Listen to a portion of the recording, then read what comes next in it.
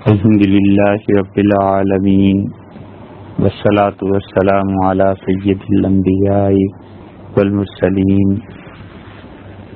وعلی آلہ واصحابہ اجمعین، اما بعد۔ اللہ تعالی نے عام انسانوں کی اور جتنے بھی لوگ حضرات انبیاء علیہ السلام کے پیروکار ہیں، ان سب کی اپنے تک پہنچنے کی ایک راہ متعین کی ہے،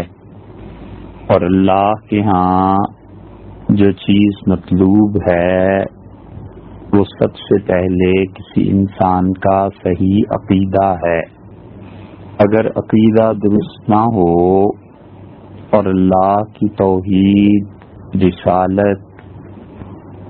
ختم نبوت، آخرت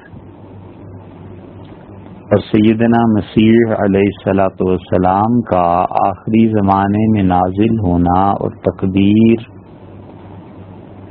اور قبر کا عذاب، ان چیزوں پر ایمان نہ ہو تو یہ عقیدے کی اتنی بڑی خرابی ہے کہ بسا اوقات یہ انسان کو کفر تک پہنچا دیتی ہے۔ اس لیے سب سے پہلی چیز جو ضروری ہے وہ عقیدہ ہے۔ اللہ تعالی کی ذات کو وحدہ لا شریک ماننا، اللہ تعالی کی صفات علیہ کا اقرار کرنا، اللہ کی ذاتی اور اللہ تعالی کی فعلی صفات کو جاننا، حضور اقدس صلی اللہ علیہ وسلم کی محبت، ان سے تعلق اور ان پر ایمان لانا اور ان پر رسالت کا ختم ہو جانا، یہ سب وہ باتیں ہیں جو کسی بھی انسان کو بنیادی طور پر آنی چاہیے، سمجھنی چاہیے، تاکہ وہ اس مضبوط شاہراہ پر چل سکے۔ اسی لیے جو لوگ اللہ کے دین کے وارث تھے اور حقیقی معنی میں اللہ تعالی کی راہ کی طرف دعوت دیتے تھے اور اپنے حلقے میں، اپنے مریدوں میں اللہ تعالی کی معرفت کی فکر پیدا کرتے تھے، وہ سب سے پہلے صحیح عقیدے پر زور دیتے تھے۔ حضرت نظام الدین اولیاء رحمۃ اللہ علیہ نے اپنی پہلی حاضری کا واقعہ لکھا ہے کہ جب وہ پاکپتن حاضر ہوئے تو وہاں جو فقیر اور درویش اور معرفت الہیہ کا حامل اور کتاب و سنت پر گہری نگاہ رکھنے والا،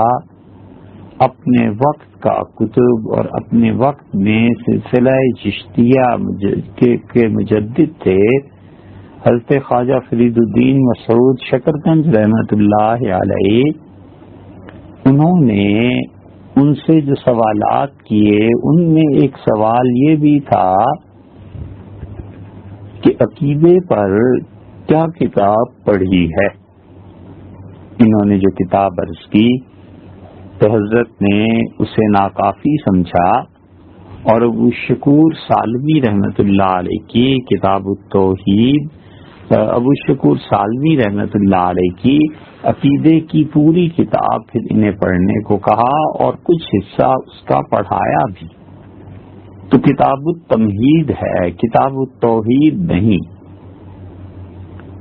اور ابو شکور سالمی رحمۃ اللہ علیہ کی کتاب التمہید اس زمانے میں عقیدے کی اصلاح کے لیے پڑھایا کرتے تھے۔ اللہ تعالی کی صفات مبارکہ کا پتہ ہونا چاہیے کہ 8 صفات اللہ تعالی کی ذاتی ہیں: علم، قدرت، ارادہ، سمع، بصر، کلام، تکوین۔ تو اللہ کی ان 8 صفات پر ایمان لانا ضروری ہے، اور یہ جاننا ضروری ہے کہ علم، ارادہ، قدرت، سمع، بصر، کلام، تکوین اور قدرت، یہ اللہ کی ایسی 8 صفات ہیں جن کا برعکس اللہ میں نہیں پایا جاتا۔ قدرت کے برعکس کیا چیز ہے؟ وہ نکما پن ہے، نااہلی ہے، کسی چیز پر قادر نہ ہونا ہے، علم کے مقابلے میں جہالت ہے، سننے کے مقابلے میں نہ سننا ہے، دیکھنے کے مقابلے میں نہ دیکھنا ہے، اور ارادے کے مقابلے میں انسان کا عجز ہے یا کسی بھی چیز کا عاجز ہو جانا ہے۔ یہ سب چیزیں ایسی ہیں کہ اللہ تعالی کی ذات ان خرابیوں سے پاک ہے، اور اللہ کی ذات تو ہر خرابی سے پاک ہے۔ اس لیے اللہ کی ان 8 صفات کو ماننا اور ان کا اقرار کرنا بہت ضروری ہے۔ اسی طرح ایک آدمی یہ تو جانے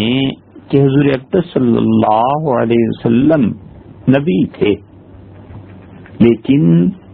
اگر اس کا نبوت کو جاننے کا طرز یہ ہو کہ معاذ اللہ یہ ایک عہدہ ہے جو ہر زمانے میں مختلف لوگوں کو اللہ دیتا رہا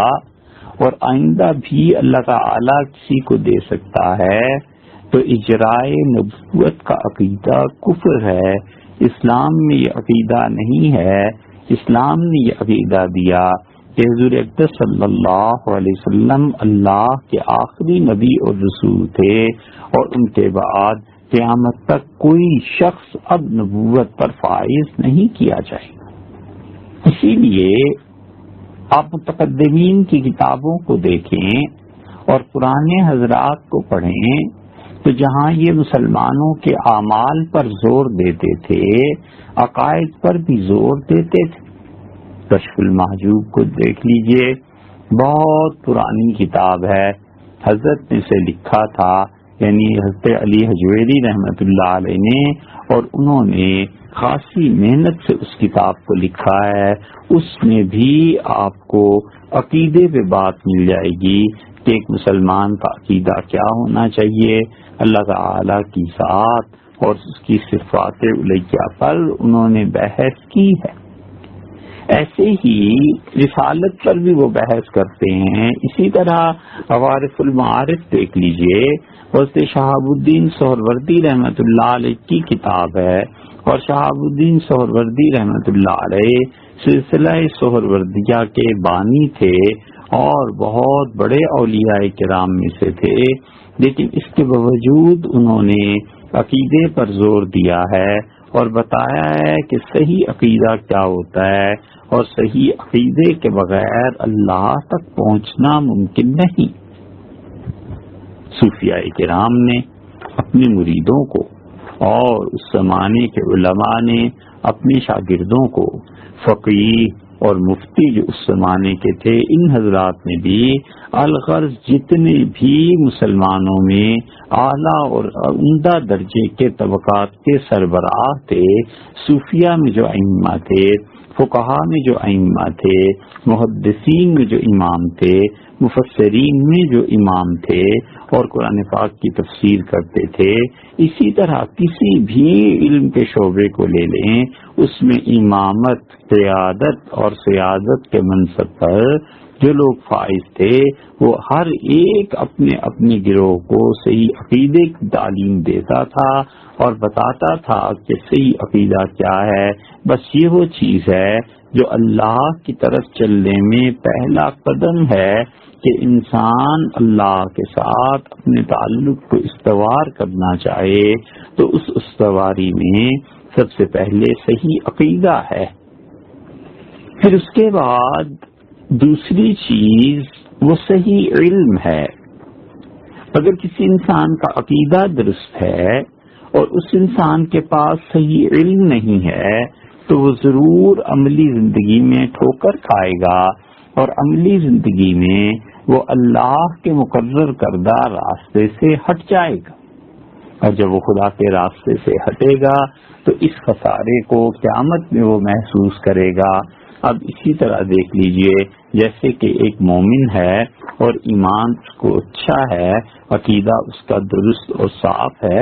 لیکن اسے نماز کے مسائل نہیں پتا، تو جب وہ نماز پڑھے گا تو اللہ تک پہنچنا دشوار ہو جائے گا، نماز ٹھیک نہیں پڑھ سکے گا۔ اس لیے جب نماز ٹھیک نہیں ہوگی تو اللہ تک کیسے پہنچے گا؟ صحیح علم بہت ضروری ہے۔ اسی طرح ایک آدمی نماز اس پہ فرض ہے لیکن زکوٰۃ فرض نہیں ہے، تو کوئی یہ نہیں کہتا کہ وہ زکوٰۃ بھی دے، اس لیے کہ اس پہ زکوٰۃ فرض نہیں۔ اب زکوٰۃ کے مسائل وہ نہ بھی سیکھے تو بھی درست ہے، اور وجہ اس کی یہی ہے کہ جو چیز اس کے لیے فرض ہی نہیں ہے، عملاً ضروری نہیں ہے کہ ان مسائل کو سیکھے۔ ہر فرد کو کامل علم شریعت کا سیکھنا یہ فرض اور ضروری نہیں، بلکہ جتنے حصے سے اس کا تعلق ہے اتنے حصے کو وہ ضرور سیکھے۔ حج پہ جانا ہے تو حج کے مسائل کو سیکھنا چاہیے، پتہ ہونا چاہیے۔ اگر حج کے مسائل کو نہیں سیکھے گا اور حج کے فرائض اور یہ چیزیں نہیں آتی ہوں گی تو یہ آدمی یقیناً اتنا پیسہ خرچ کر کے بھی اللہ تک پہنچنا دشوار ہو جائے گا، کیونکہ اس نے جو حج کیا ہے وہ شریعت کے حکم کے خلاف کیا ہے۔ تو اس لیے علم ضروری ہے کہ جو چیز جس انسان پر فرض ہو جائے اس کی تیاری کرے اور علم کو حاصل کرے۔ ایسے ہی کسی انسان نے عشر نہیں دینا، اس کی کوئی زمین نہیں ہے، زراعت نہیں ہے، کھیتی باڑی سے اس کا کوئی تعلق نہیں ہے، شہروں کی 99% آبادیاں ان چیزوں سے کوئی تعلق نہیں رکھتی۔ کسی بھی ملک کے بڑے بڑے شہر سے لیں، ان شہروں کو، اس میں ان کے باشندوں کو، رہنے والوں کو اگر عشر اور خراج کے مسائل کا علم نہیں ہے تو کوئی حرج نہیں ہے، اس لیے کہ اس آدمی نے ساری زندگی بازار سے چیزیں خرید کر کھانی ہیں، اناج کو بازار سے حاصل کرنا ہے، پھلوں کو بازار، ریڑھیوں سے اور مختلف جگہوں سے حاصل کرنا ہے۔ اللہ حاصل کے جب اس نے ساری زندگی بیج اور زراعت اور ہل چلانا نہیں اور ان چیزوں میں پڑھنا نہیں ہے تو اس کے لیے عشر اور خراج کے مسائل کا سیکھنا کچھ ضروری نہیں، نہ سیکھے۔ مگر جس آدمی کی زمین ہے اسے عشر کے مسائل کا معلوم ہونا چاہیے۔ جس آدمی نے خراج اور عشر ادا کرنا ہے اسے پتہ ہونا چاہیے کہ عشر کے مسائل کیا ہیں۔ مثلا ایک آدمی ہے، اب وہ عشر کو ادا کرنا چاہے، کیسے ادا کرے؟ اس کی زمین ہے اور زمین سے فرض کر لیجئے کہ 100 من کوئی چیز، کوئی غلہ پیدا ہوتا ہے،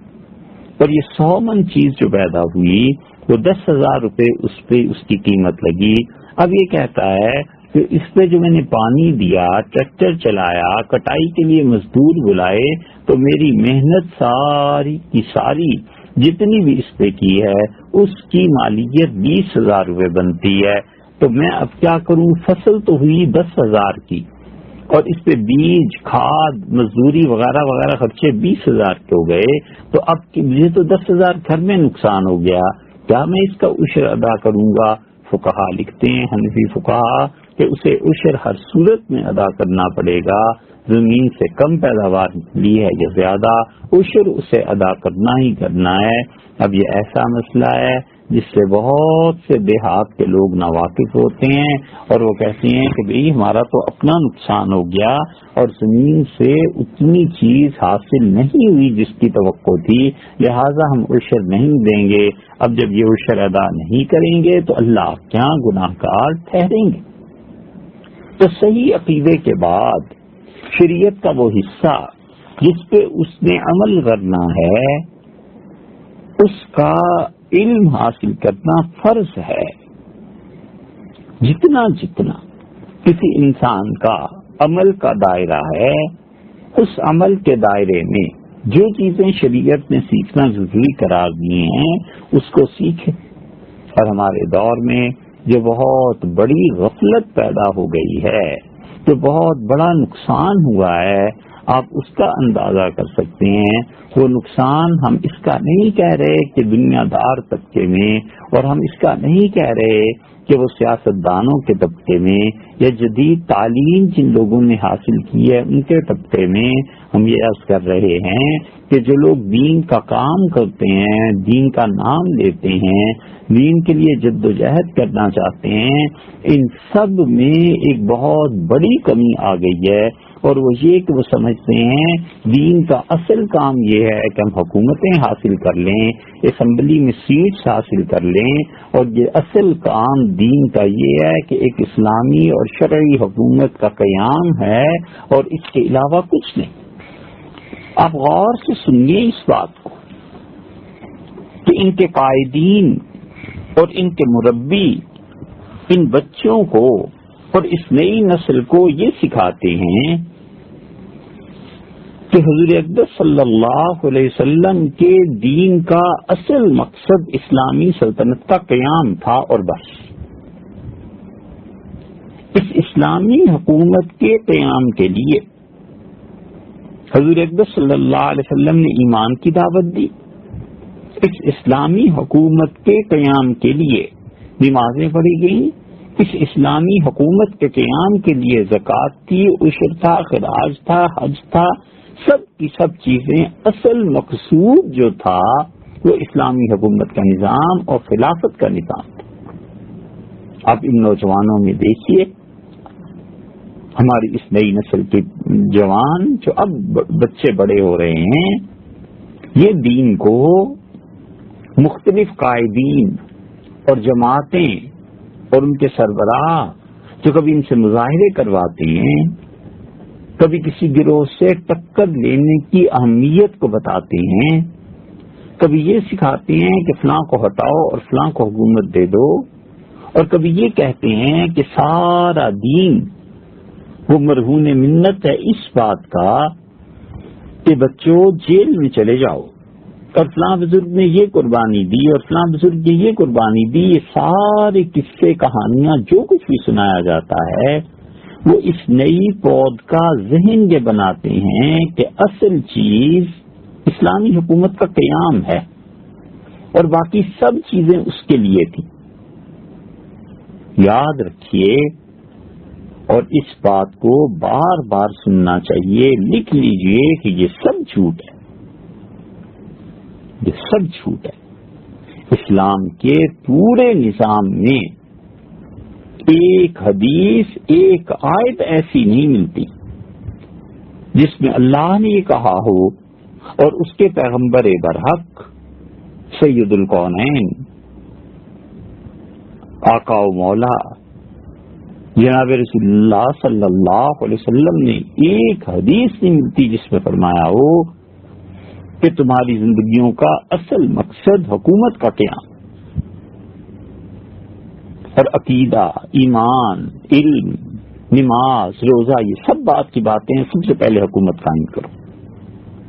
قرآن کی ایک آیت اور حدیث کا ایک جملہ اس کے بارے میں نہیں ملتا۔ جس چیز کی دعوت اب لوگ دینے چلے ہیں یہ گمراہی کی دعوت ہے۔ ہمیشہ یاد رکھیے، نماز خود مطلوب ہے اللہ کے یہاں، حکومت ہو یا نہ ہو، اسلامی حکومت قائم ہو یا نہ ہو، نماز پڑھنی۔ جو کچھ ثابت ہوتا ہے ساری کتاب و سنت سے وہ یہ کہ صحیح عقیدہ اللہ کے یہاں مطلوب ہے خود، یہ نہیں ہے کہ صحیح عقیدے کے ذریعے خلافت کا قیام ہوگا۔ خود اللہ نماز کے بارے میں دریافت کرے گا، نماز مطلوب ہے، زکوٰۃ دینا مطلوب ہے، حج کرنا مطلوب ہے۔ یہ حج، نماز، زکوٰۃ، اللہ کا ذکر، یاد، اپنی اصلاح، یہ سب کی سب چیزیں اس لیے نہیں ہے کہ ایک اسلامی حکومت آخر پر قائم ہو جائے، بلکہ یہ بذات خود مطلوب ہیں۔ اسلامی حکومت قائم ہو جائے، بسم اللہ، اس سے اچھی بات کیا ہے؟ اور نہیں قائم ہوتی تو اس کا یہ مطلب تھوڑا ہی ہے کہ مسلمان ان چیزوں کو چھوڑ دیں۔ کیا خوب اس حکمت کو سمجھایا ہے سید سلیمان ندوی رحمۃ اللہ علیہ نے سیرت النبی جو حضرت نے لکھی ہے، اگر آپ اس کی 7ویں جلد پڑھ لیں تو اس کا خلاصہ وہ نکلے گا جو ہم نے آپ کی خدمت میں عرض کیا ہے۔ سید صاحب رحمۃ اللہ علیہ نے صاف صاف لکھا ہے کہ ایک اچھی حکومت کا قیام اس وجہ سے ہے کہ معاشرے میں امن ہوگا، اطمینان ہوگا اور سکون خاطر کا باعث بنے گا تاکہ اللہ کے احکامات کی تعمیل آسانی سے کی جائے۔ اس لیے یہ جو نئی نسل کو گمراہ کر رہے ہیں لوگ کہ اقامت دین، وہ تو اصل میں یہ تھی کہ اسلامی حکومت کا قیام ہو جائے، غلط بات ہے۔ حضور اقدس صلی اللہ علیہ وسلم نے 23 سال کے عرصے میں افراد کی ایک ٹیم کو جمع کر لیا، جہاد اور قتال ہوا اور بالآخر ایک مثالی حکومت قائم ہو گئی، اور پھر رسول اللہ صلی اللہ علیہ وسلم کی نبوت کی خلافت قائم ہوئی۔ آپ کا کیا خیال ہے کہ اگر فرض کر لیجئے پہلے خلیفہ سیدنا بلال ہو جاتے رضی اللہ عنہ، اور پہلے خلیفہ حضرت انس بن مالک رضی اللہ عنہ ہو جاتے، اور دوسرے خلیفہ حضرت سلمان فارسی رضی اللہ عنہ ہو جاتے، اور تیسرے خلیفہ حضرت عمار بن یاسر رضی اللہ عنہ ہو جاتے، اور چوتھے خلیفہ حضرت ابو ہریرہ رضی اللہ عنہ ہو جاتے، تو کیا ان لوگوں کے 4 خلفاء بن جانے کی وجہ سے یہ سب سے افضل قرار پاتے؟ ہرگز نہیں۔ خلافت قائم ہوتی یا نہ ہوتی، سیدنا ابو بکر رضی اللہ عنہ سب سے پہلے درجے کے تھے، اور سیدنا عمر رضی اللہ عنہ دوسرے، عثمان تیسرے، اور علی رضی اللہ تعالیٰ عنہ مجمعین، یہ چاروں خلفاء پھر بھی عقیدے میں اسی ترتیب سے رہتے، چاہے اسلامی حکومت اور خلافت قائم ہوتی یا نہ ہوتی۔ اللہ کا انعام تھا کہ اللہ نے انہیں خلافتیں بھی دی، اور اللہ تعالیٰ نے دین میں ان کے بہت بڑے حصے رکھے تھے۔ خدا نے ان سے کام لیا، خدا نے ان کو چنا، اللہ نے اپنے نبی صلی اللہ علیہ وسلم کی صحبت کے لیے انہیں منتخب فرمایا، خدا نے انہیں پاک کیا، خدا نے انہیں اپنے دین کی سمجھ دی، اور اللہ نے ان پر اتنے انعامات کیے کہ اولین اور آخرین میں انبیاء علیہ الصلوۃ والسلام کو مستثنا کر کے باقی کوئی جماعت ایسی پاکیزہ نہیں تھی جتنے یہ لوگ اچھے تھے۔ یہ سوچ کی بہت بڑی غلطی ہے جو ہمارے سیاسی لوگ ہمارے بچوں کے ذہن میں ڈال رہے ہیں کہ نماز آتی ہے یا نہیں آتی پرواہ نہیں، خلافت کے لیے کام کیجیے۔ آپ کو طہارت کے مسائل آتے ہیں یا نہیں آتے پرواہ نہیں، مگر آپ خلافت کے لیے کام کیجیے۔ یہ سب ایسے دھوکے ہیں کہ بچے بآسانی میں آ جاتے ہیں،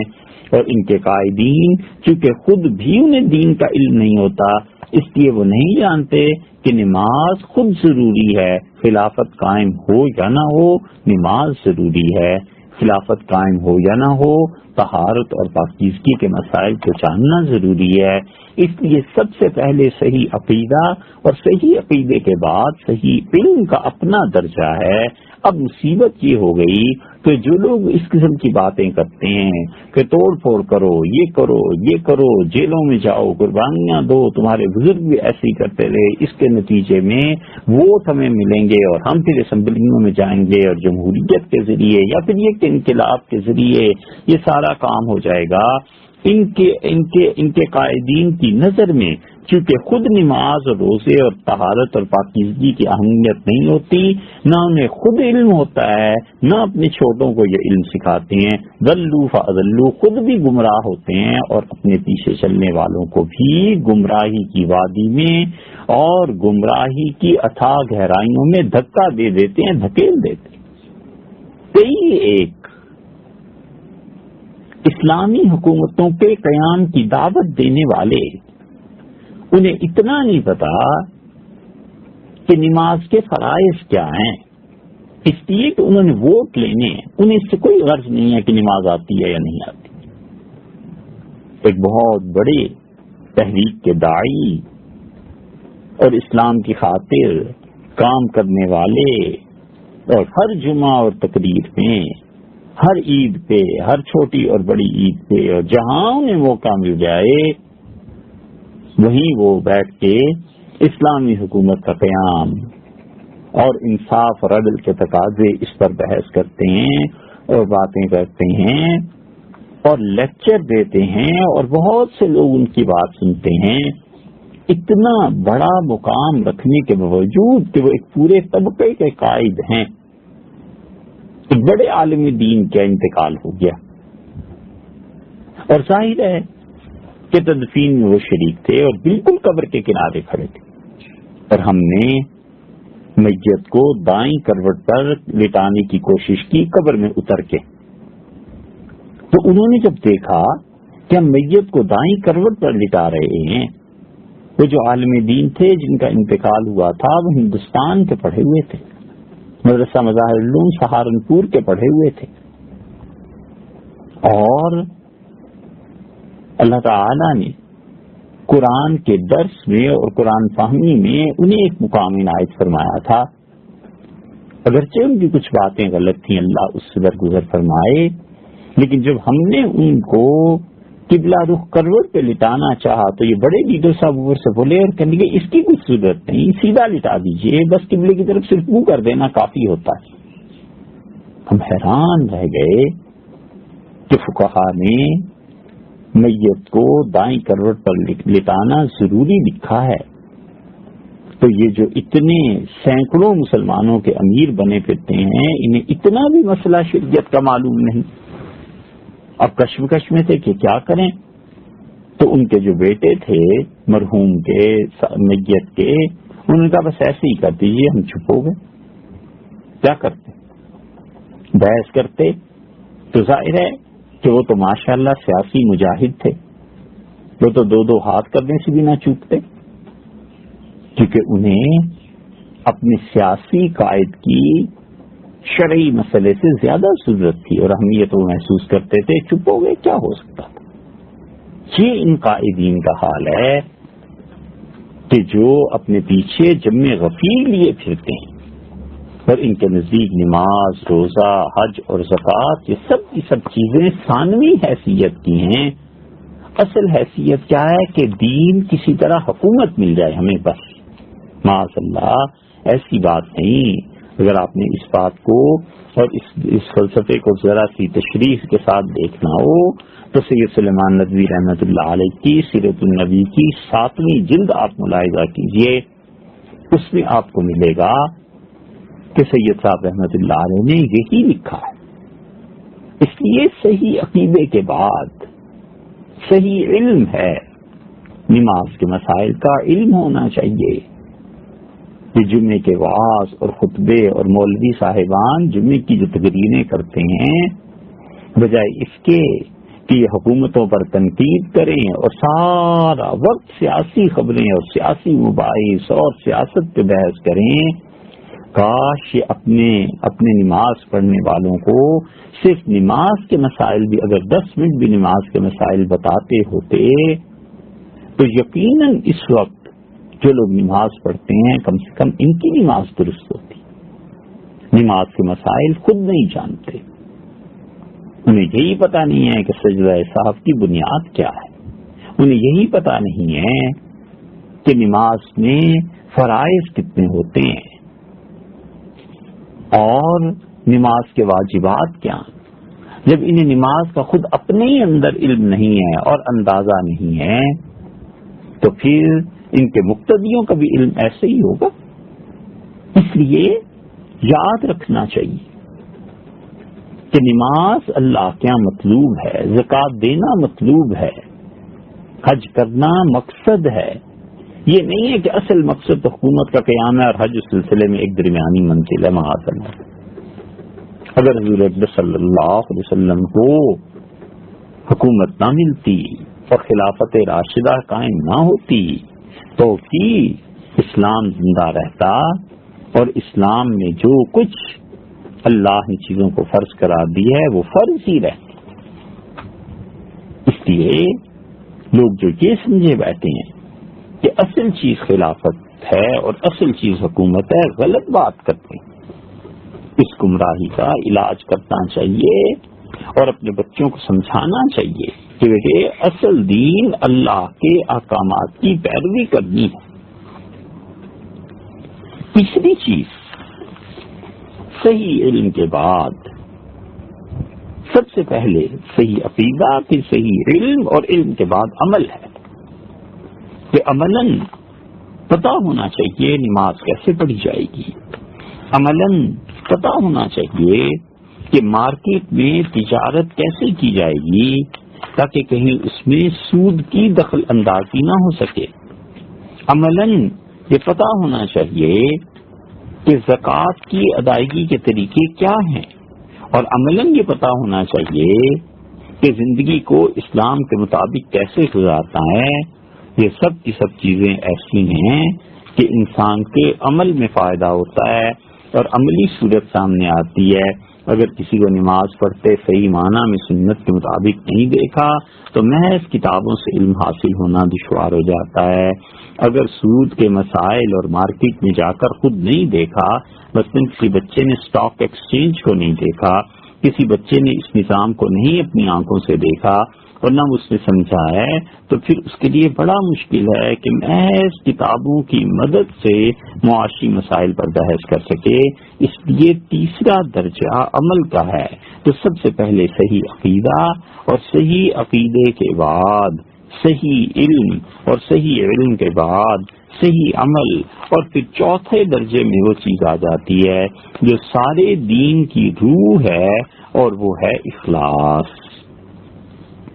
اخلاص کا مطلب یہ ہے کہ اللہ کے لیے کام کرنا۔ اخلاص کا مطلب یہ ہے کہ ہر کام میں اپنی نیت کو درست رکھنا، اللہ تعالی کے ساتھ تعلق رکھنا، اور یہ چیز آتی ہے اللہ کے نیک بندوں کی صحبت سے اور کثرت سے اللہ کو یاد کرنے سے، اللہ کے اچھے بندوں کی صحبت میں رہنے سے اور مشائخ کی صحبت میں رہنے سے دل میں دین کی عظمت پیدا ہوتی ہے، اور انسان کے دل میں دین کی بڑائی پیدا ہوتی ہے۔ جب دین کی بڑائی پیدا ہو جاتی ہے تو اسلام دل میں سچ بس جاتا ہے۔ پورے اسلام کی، دین کی اصل روح یہ ہے کہ دل میں دین کی عظمت پیدا ہو جائے، اور اگر دل میں کسی انسان کے دین کی عظمت نہیں تو جس موقع پر جیسے چاہے گا دین کو ویسے ہی کر لے گا، اس لیے کہ اسے دین سے غرض نہیں، اسے اپنی ذات سے غرض ہے۔ اسے غرض اس بات سے ہے کہ کون سی چیز ایسی ہے جو اسے لوگوں میں زیادہ مقبول کرے، کون سی چیز ایسی ہے جس کو میں کروں تو اس کے بعد پینٹ کی کریز بھی خراب نہ ہو اور خدا بھی خوش ہو جائے۔ کوئی شخص ایسا نہیں جس کے دل میں دین کی عظمت نہ ہو اور پھر وہ صرف ظاہری فرائض ادا کرے اور بات بن جائے۔ طوطے کو لے لیں، اسے فرض کر لیں چند صورتیں یاد ہو جائیں جو محض اس کی زبان میں ہیں، تو دل میں تو کچھ نہیں نا۔ کتابیں چاہے جتنی مرضی پڑھی لکھی ہوئی ہوں، لیکن تربیت نہ ہو تو کتابوں کے علم سے چالاکی پیدا ہوتی ہے، دھوکہ دینے کے سامان پیدا ہوتے ہیں۔ تو کتابوں کا علم جب ضروری ہے تو اس کے ساتھ ساتھ تربیت بھی ضروری ہے۔ کوئی شخص ایسا نہیں جس نے کتاب و سنت کو چاہے جتنا بھی اچھی طرح پڑھ لیا ہو لیکن اللہ کے نیک بندوں کی صحبت میں نہیں رہا تو پھر اس سے لوگوں کو ہدایت مل گئی۔ ایسے لوگ مل جائیں گے جو قاف اور کاف کا فرق نہیں کر سکتے، جو طا اور تا کا فرق نہیں کر سکتے، کتابیں نہیں پڑھی لیکن اللہ کے نیک بندوں کی مجلس میں جاتے رہے، دین کی خدمت میں لگ گئے، دین کی عظمت دل میں پیدا ہو گئی، اور انہوں نے اپنے سر پہ علماء کو رکھا، اللہ نے بہت دین کا کام ان سے لے لیا۔ اور ایسے گمراہ صوفی بھی مل جائیں گے جنہیں کچھ پتا نہیں تھا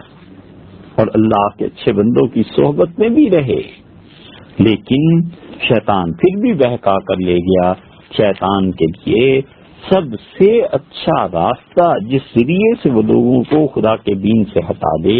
وہ گمراہی کو پیدا کر دے بدعت کا ہے. اور اسلام میں جتنی بدعات تصوف کے راستے سے آتی ہیں اور کوئی شور دروازہ ایسا نہیں ہے جس ذریعے سے اسلام میں اتنی بدعات آ جائیں.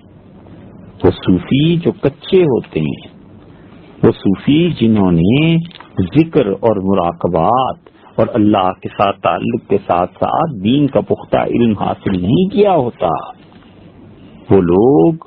گمراہی کا باعث بن جاتے ہیں اور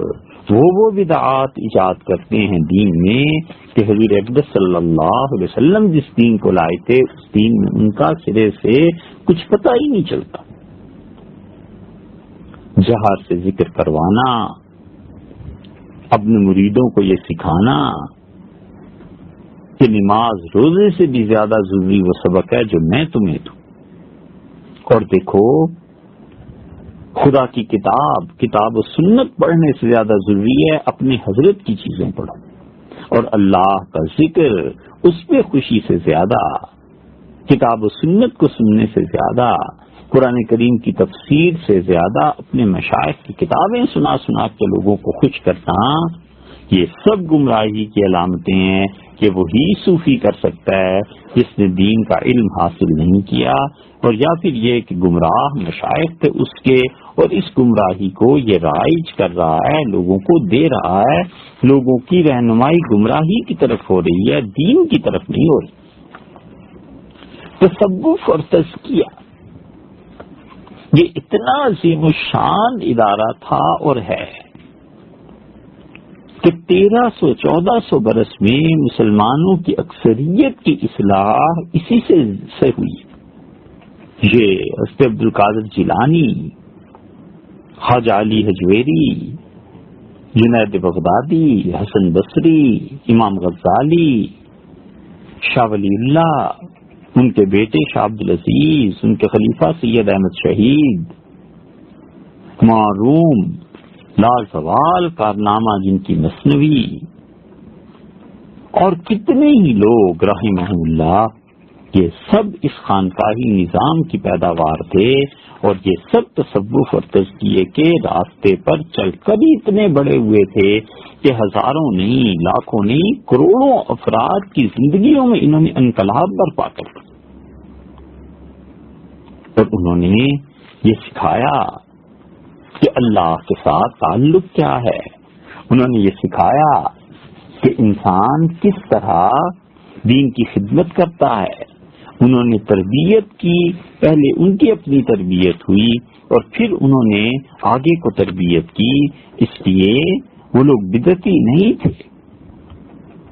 جو کچھ لازم ہے سب سے پہلے کتاب و سنت کے مطابق عقائد، اور جو پیر اپنے مریدوں کو صحیح عقیدے کی تعلیم نہ دے، اللہ تعالیٰ کی ذات و صفات کے متعلق بیان نہ کرے، اور جو پیر سنت اور بدعت میں فرق نہ کرے، اور جو پیر کتاب و سنت کی تفسیر اور حدیث کی شرح سے زیادہ اپنے مشائخ کی حکایتوں اور روایتوں کو ترجیح دے، واجب ہے کہ اس پیر کی بیعت توڑ دی جائے اور اس گمراہ سے اپنی جان چھڑا لی جائے. سب گمراہی ہے. اسی لیے اللہ تعالیٰ فرماتے ہیں کہ وَإِذَا ذُكِرَ الَّذِينَ مِن دُونِهِ، میرے علاوہ جب دوسروں کی چیزیں بیان ہوتی ہیں بڑے خوش ہوتے ہیں، چہرے ان کے کھل جاتے ہیں. آپ ان لوگوں کو کہیں کہ آؤ قرآن کی تفسیر سنو، آؤ قرآن کریم کا درس ہے اس میں شرکت کر لو، آئیے قرآن کا ترجمہ پڑھتے اور سنتے ہیں. اہل حق علماء سے بالکل توجہ نہیں دیتے، اور آپ اسے کہیں کہ یہاں آ جاؤ سب مل کے ذکر بالجہر کریں گے، حضرت تشریف لا رہے ہیں، ذکر کی مجلس ہوگی، اس بدعت پہ دیوانہ وار پاگل ہو جائیں گے، دیوانوں کی طرح ٹوٹ پڑیں گے، اپنے ساتھ اور بھی 2-4 کو لے جائیں گے. اس لیے کہ وہ اللہ کا ذکر بظاہر ہو رہا ہے لیکن وہ جو طریقہ ہے نا وہ شیطان کا سکھایا ہوا ہے. اب یقین سے جانیں اور آپ اس بات کو لکھ لیں، اور ہم زندہ نہ رہیں، آپ کو یہ حوالہ مل جائے، ہماری قبر پہ آ کر کہہ دیں کہ تم جھوٹے تھے. کیا بات؟ یہ بات کہ اتنا حساس ہے اسلام کا مزاج بدعات کے بارے میں کہ آپ قرآن کریم میں دعا پڑھتے ہیں نا، اللہ نے فرمایا ربنا آتنا فی الدنیا حسنہ وفی الآخرۃ حسنہ وقنا عذاب النار. یہ دعا دوسرے پارے میں آئی ہے، آپ نے بھی کئی بار پڑھی ہوگی. حدیث میں ایک جگہ آیا ہے کہ اللہم ربنا آتنا فی الدنیا حسنہ وفی الآخرۃ حسنہ وقنا عذاب النار. یہ اللہم کے الفاظ ربنا سے پہلے یہ خود حضور اقدس صلی اللہ علیہ وسلم نے ارشاد فرمائے ہیں. بس آپ میں سے جس کو اللہ نے حج اور عمرے کی توفیق دی ہے، جب آپ وہاں جائیں گے تو رکن یمانی سے حجر اسود کی طرف جب آپ چلیں گے تو وہاں آپ غلغلہ سنیں گے، بہت لوگ اونچی آواز میں دعا پڑھ رہے ہوں گے، آپ ضرور اسے سن لیں گے. دن رات 24 گھنٹے بیت اللہ میں وہاں اس مقام پر یہ لوگ دعا مانگ رہے ہوتے ہیں. کیا؟ ربنا آتنا فی الدنیا حسنہ وفی الآخرۃ حسنہ وقنا عذاب النار، یا عزیز یا غفار یا رب العالمین. یہ جو فکرے بڑھاتے ہیں نا، یا عزیز یا غفار یا رب العالمین، یہ بدعت ہے. یہی دعا بر صغیر میں ربنا آتنا فی الدنیا حسنہ وفی الآخرۃ حسنہ وقنا عذاب النار، یہ امام جو ہیں کئی مساجد میں آپ دیکھیں گے کہ جب یہ دعا مانگیں گے فرض نماز کے بعد تو پھر آگے پڑھیں گے وقنا عذاب القبر وقنا عذاب السقر وقنا عذاب المیزان، پتہ نہیں کیا کیا لگاتے ہیں آگے، سب بدعت ہے. بھئی جب اللہ کی کتاب نے وقنا عذاب النار پہ وقف کر دیا، ختم کر دی بات، اور اس کے نبی صلی اللہ علیہ وسلم نے آگے الفاظ کو نہیں بڑھایا، کیوں اپنی طرف سے الفاظ کا اضافہ کرتے؟ کیا کوئی چیز چھوٹ گئی تھی جو رسول اللہ صلی اللہ علیہ وسلم بھول گئے تھے؟ اور یہ سارے صوفی اس پہ زور دے رہے ہوتے ہیں وقنا عذاب الحشر وقنا عذاب القبر، پتہ نہیں کیا کیا، وقنا وقنا وقنا، اور یا عزیز یا غفار یا رب العالمین. اور یہ امام شاطبی رحمۃ اللہ علیہ نے الاعتصام بالسنہ جو کتاب لکھی ہے اس میں انہوں نے اس کی تصریح کی ہے کہ یہ بدعت. اتنا ناسک مزاج ہے اسلام کا. اسلام اپنے اصل مزاج کے اعتبار سے بدعت کے حوالے سے وہ گلاب کا پھول ہے ذرا سی، اور وہ چمبیلی کا پھول ہے ذرا سی گرم ہوا چلے مرجھا جاتا. اس لیے بچیے ان بدعات سے جو تصوف کے راستے سے دین میں آ رہی ہیں. حضور اقدس صلی اللہ علیہ وسلم نے فرمایا کہ جب میری امت میں 2 کام شروع ہو جائیں، سنیے اس حدیث کو، ارشاد فرمایا جب میری امت میں 2 کام شروع ہو جائیں، یہ گمراہ اور بدعتی انہیں اپنی بدعات میں زیادہ ذوق آتا ہے، انہیں کہو کہ خدا کی کتاب پڑھو، قرآن پاک کا درس ہوگا، حضور اقدس صلی اللہ علیہ وسلم کی احادیث پڑھائی جائیں گی، یا نماز کے مسائل پر مذاکرہ ہوگا، توجہ ہی نہیں دیتے. اور یہ کہو کہ حضرت تشریف لا رہے ہیں، حضرت شیخ ذکر کی مسجد، سبحان اللہ سبحان اللہ. یہ ہیں جنہیں شیطان نے اللہ کے دین کے نام پر گمراہ کر لیا. نبی کریم صلی اللہ علیہ وسلم نے فرمایا 2 باتیں جب امت میں شروع ہو جائیں گی، 2 باتیں ارشاد فرمائی. کون سی؟ آپ نے فرمایا جب میری امت بدعات کو اختیار کر لے، 1 وشتم اصحابی، اور میرے صحابہ رضی اللہ عنہ کو لوگ برا بھلا کہنے لگے. یہ 2 کام جب شروع ہو جائیں نا تو جو بھی علم والا ہے، رسالت مآب صلی اللہ علیہ وسلم فرمایا اسے میں یہ کہتا ہوں کہ اپنے علم کو ظاہر کرو، اپنے علم کو ظاہر کرو. مطلب یہ ہے کہ جو بدعتی ہے اس کی بدعتوں کا رد کرو، اور جو میرے صحابہ رضی اللہ عنہ کو برا کہتا ہے صاف بتاؤ کہ تم جھوٹے ہو اور صحابہ رضی اللہ عنہ سچے تھے، تم خدا سے دور ہو اور صحابہ رضی اللہ عنہ اس کے قریب تھے. ارشاد فرمایا جب میری امت میں بدعت شروع ہو جائے 1، اور جب میرے صحابہ رضی اللہ عنہ کو لوگ برا کہنے لگے تو پھر علم والے پر ضروری ہے کہ وہ اپنا علم ظاہر کرے. اسی لیے ہم بار بار آپ سے کہتے ہیں کہ صحابہ کرام رضی اللہ عنہ اللہ نے اس جماعت کو چنا ہوا تھا، مت اس کی تنقید اور ان کی تنقید میں پڑھیے، اور یہ جو بدعتیں ہیں ان کا رد کیجیے. یہ اس لیے کہا جائے کہ آپ تک علم پہنچے اور آپ تک تعلیم پہنچے، یہ بعد کی بات ہے بھائی. اصل بات ہماری سنیے، وہ آگے آئی ہے فَمَن لَّمْ يَفْعَلْ، اور رسول اللہ صلی اللہ علیہ وسلم فرمایا جو ان دو چیزوں کو دیکھے، بدعتوں کو اور میرے صحابہ رضی اللہ عنہ پہ تنقید کو، اور پھر وہ اس وقت نہ بولے فعلیہ لعنت اللہ والملائکۃ والناس اجمعین، اللہ کی لعنت اس پہ پڑے، پھٹکار پڑے فرشتوں کی اور پھٹکار پڑے تمام انسانوں کی، دنیا بھر کے لعنت بھیجنے والوں کی لعنت اس پہ پڑے، اس کا علم کس دن کام آئے گا؟ سوچنے کی بات ہے۔ اس حدیث کو ابن عساکر رحمۃ اللہ علیہ اپنی تاریخ میں لائے اور دہلوی نے اپنے ہاں نقل کی ہے، اگرچہ اس حدیث کی سند پہ بعض حضرات نے ضعف کا حکم لگایا ہے، لیکن بہت بحث اس پہ ہوئی ہے، تو اس لیے یہ بظاہر ایک دعا ہے، ربنا آتنا فی الدنیا حسنہ وفی الآخرۃ حسنہ وقنا عذاب النار، اس میں الفاظ کو بڑھانے کو برداشت نہیں کرتا اسلام۔ کتاب الاعتصام امام ابو اسحاق ابراہیم بن موسیٰ شاطبی رحمۃ اللہ علیہ کی، شاطبی کے کیا کہنے، شاطبی مجدد تھا اپنی صدی کا، پر شاطبی کے کیا کہنے، شاطبی 8ویں صدی کے ان نادر روزگار افراد میں سے تھے جس آدمی کی کوئی کتاب نہ ہوتی اور اس شاطبی کا کوئی قصیدہ بھی نہ ہوتا اور شاطبی نے قرات پہ بھی کچھ نہ کیا ہوا ہوتا، تو ان کی یہ ایک کتاب ہی کافی تھی قیامت تک ان کا نام رکھنے کے لیے، رحمہ اللہ شاطبی رحمۃ اللہ علیہ۔ ان کی کتاب ہے الاعتصام بالسنہ۔ اگر کسی انسان نے یہ نہیں پڑھی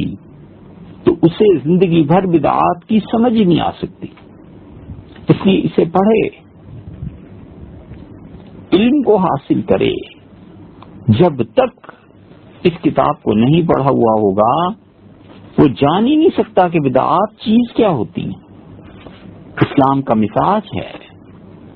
امام مالک رحمۃ اللہ علیہ نے کیا خوب بات کہی، انہوں نے کہا جو بدعت کو ایجاد کرتا ہے دین میں، دوسرے لفظوں میں وہ تہمت لگاتا ہے کہ حضور صلی اللہ علیہ وسلم نے دین کو پورا نہیں چھوڑا، وہ کمی رہ گئی تھی میں پوری کر رہا ہوں۔ اس دین سے پوچھو جو ذکر کی مجالس منعقد کرتے ہیں، نعرے لگاتے ہیں، اونچی اونچی آواز سے کلمہ طیبہ کو پڑھتے ہیں، یہ کہاں سے تم نے سیکھ لیا؟ مشائخ اور متقدمین اسے علاج کے درجے میں رکھتے تھے، اور وہ علاج کا درجہ بالکل درست ہے۔ وہ کہتے تھے اس سے علاج ہوتا ہے غفلت کا، ٹھیک ہے ہوتا ہے، لیکن یوں حلقے بنانا، لوگوں کو بلانا، دعوت دینا، یہ سب بدعات ہے اور گمراہی ہے جس کا اللہ کے دین سے کوئی تعلق نہیں۔ جب یہ بات کرو پھر کہتے ہیں ہمارے حضرت بھی کرتے تھے، ان کے حضرت بھی کرتے تھے، ان کے حضرت بھی کرتے تھے۔ بھئی یہ دین کتاب و سنت سے ثابت ہونا ہے، تمہارے حضرت کے اعمال سے سیدھی سادی بات کریں اور یہ دعویٰ کریں کہ ہمارے مشائخ معصوم تھے، اور حضور اقدس صلی اللہ علیہ وسلم کی رسالت میں سے عصمت کا جو حصہ ہے ہمارے مشائخ کو دیا گیا تھا۔ اپنے مشائخ کو معصوم ماننا چاہیے، معاذ اللہ۔ اور اگر یوں کریں گے تو نبوت میں شرک کے مترادف ہو جائیں گے، اس لیے اسلام اس چیز کو برداشت نہیں کرتا۔ تصوف کے ادارے نے جہاں اتنی اسلام کی خدمات انجام دی اور اتنے بڑے بڑے لوگ پیدا کیے،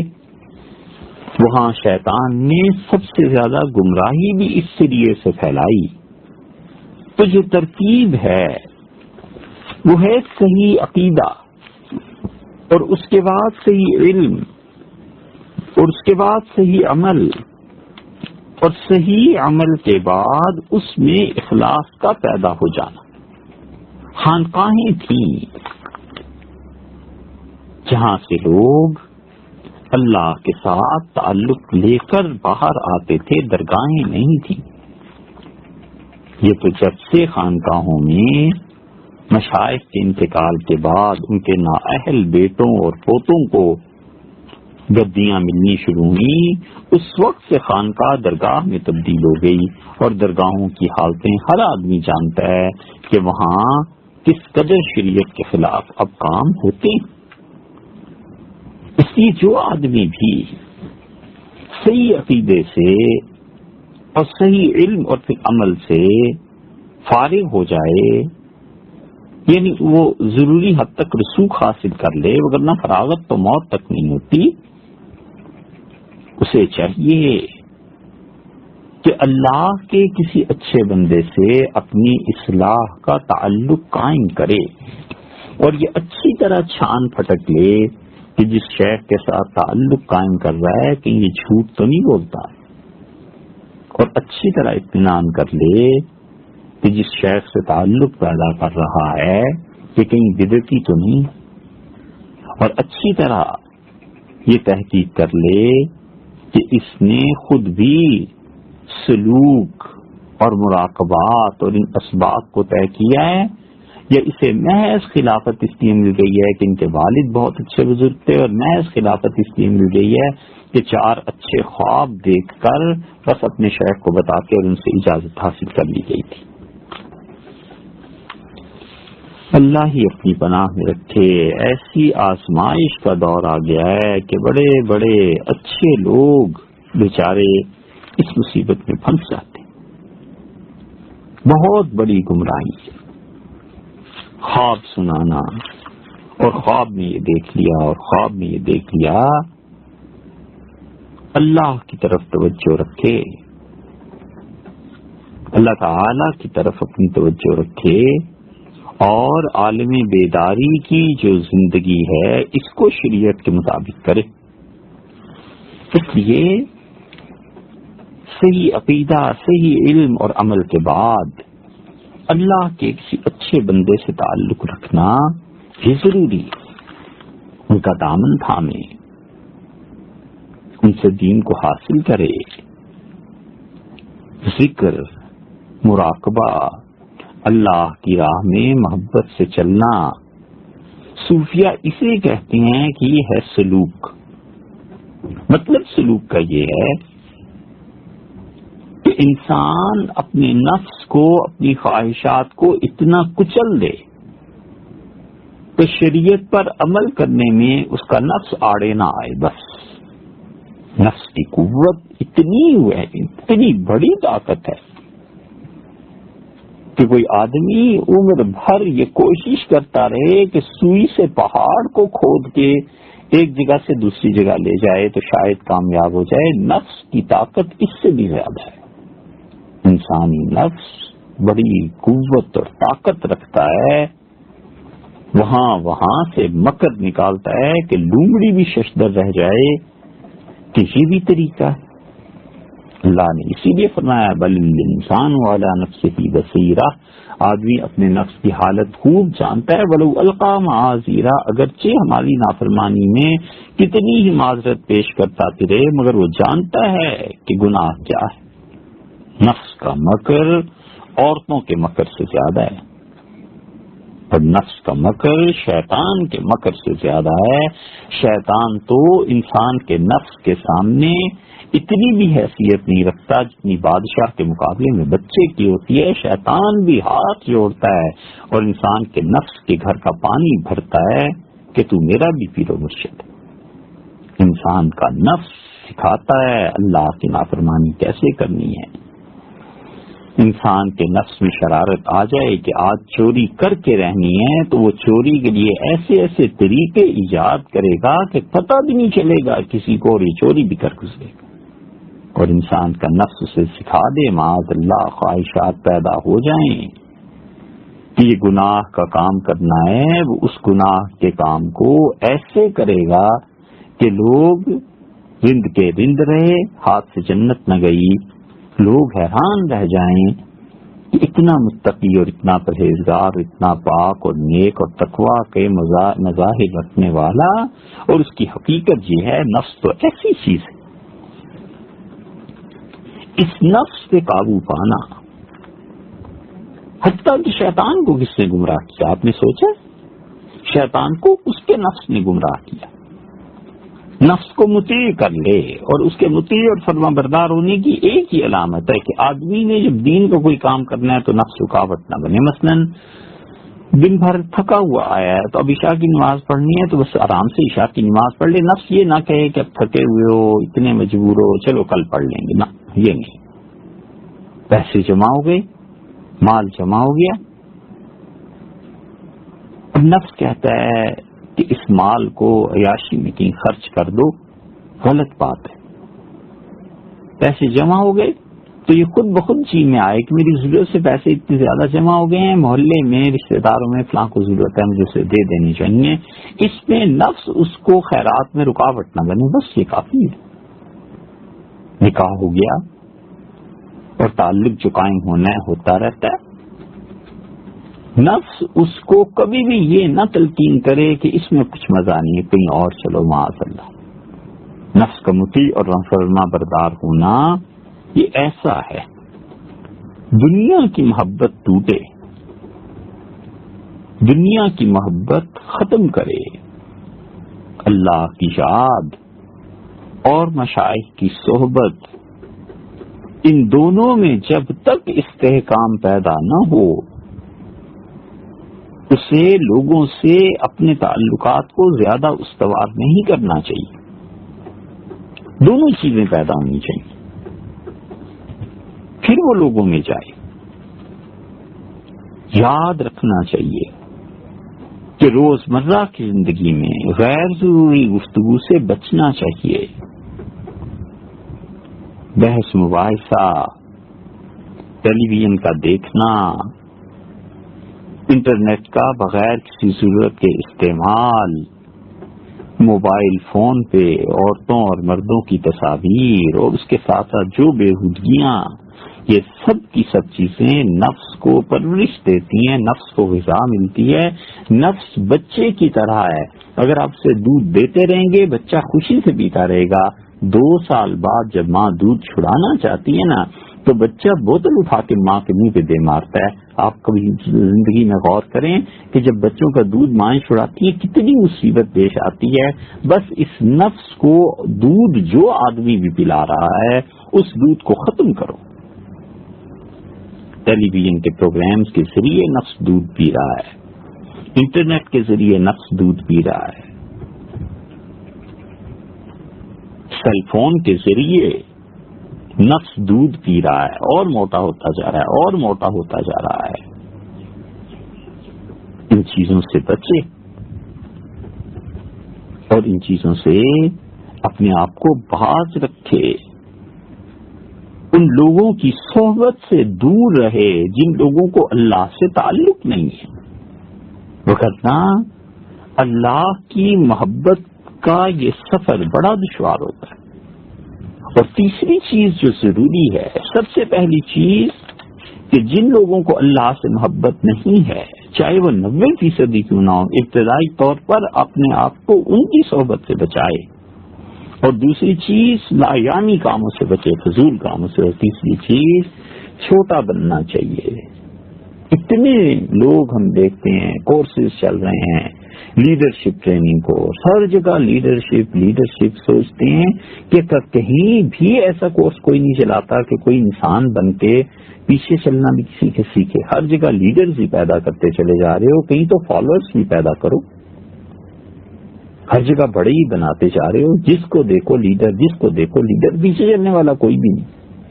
اس لیے بڑی اہم چیز یہ ہے کہ چھوٹا بننا چاہیے. اور انسانی زندگی میں، معاشرے میں چھوٹا بن کر رہنے کا گر حاصل کرنا چاہیے. ادب سیکھے، اور ادب ایسی چیز ہے جس سے نفس کو مہذب بنایا جاتا ہے. اور اہم کام، یہ 3 کام بچنے کے اور 2 اہم کام کرنے کے، اللہ کے اچھے بندوں کی صحبت اور ان سے اللہ کی یاد کا طریقہ اور مراقبہ، یہ چیزیں ہیں جو انسان کو اللہ تک پہنچاتی ہیں.